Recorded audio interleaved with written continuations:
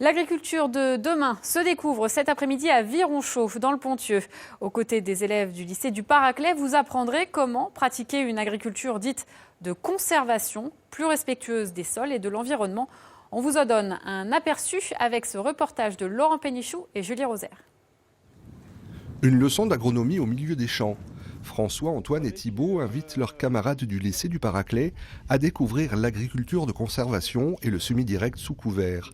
Des techniques qu'ils ne font qu'effleurer en cours. Dans tous les jeunes, dans toute notre classe, on remarque que c'est surtout on veut changer notre système, on veut produire autrement et tout en diminuant les intrants certes, mais d'une autre façon meilleure pour nous et on consommerait moins de temps et vraiment on gagnerait plus notre vie. Et ils le savent très bien que si on continue dans les agricultures conventionnelles ou qui durent depuis des années, on sait très bien qu'on n'y arrivera pas et que l'agriculture n'évoluera pas, quoi. Nous sommes chez Édouard Guilbard. Il ne laboure plus depuis des années. Les micro-organismes travaillent tranquillement la terre à la place des charrues. Si vous commencez à faire du semi-direct avec un sol qui est compacté, ça ne marchera jamais. Les vers de terre, ils ne vont pas vous casser une dalle de béton, ça ne marchera pas. Ça. Ne plus labourer et semer le plus vite possible après une récolte avec du matériel spécifique, ici de l'orge de printemps.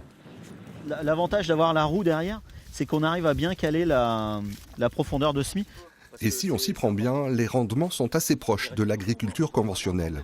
En termes de perte de rendement, il n'y a pas de risque énorme. Par contre, au niveau des charges de structure, il y a vraiment de très fortes économies à faire, à la fois au niveau main-d'œuvre, au niveau consommation de gasoil. C'est vraiment les postes et au niveau charge de mécanisation, parce que finalement, on n'a presque plus de matériel sur la cour. On a vraiment des outils très peu nombreux pour faire fonctionner la machine. La curiosité des jeunes est vue d'un bon œil par les enseignants. Quand des jeunes nous parlent en début d'année de certaines thématiques, on essaie des fois de leur glisser à l'oreille qu'il faut essayer d'être... on parle bien de projets d'initiative, donc d'essayer d'être un petit peu sur des thèmes innovants. Et nous-mêmes d'ailleurs, on est en train de développer des partenariats sur d'autres techniques, sur d'autres agricultures pour élargir un peu voir un peu élargir le champ des possibles pour ces futurs professionnels, quoi. Concilier environnement et chiffre d'affaires, c'est l'agriculture de demain que sèment les jeunes d'aujourd'hui.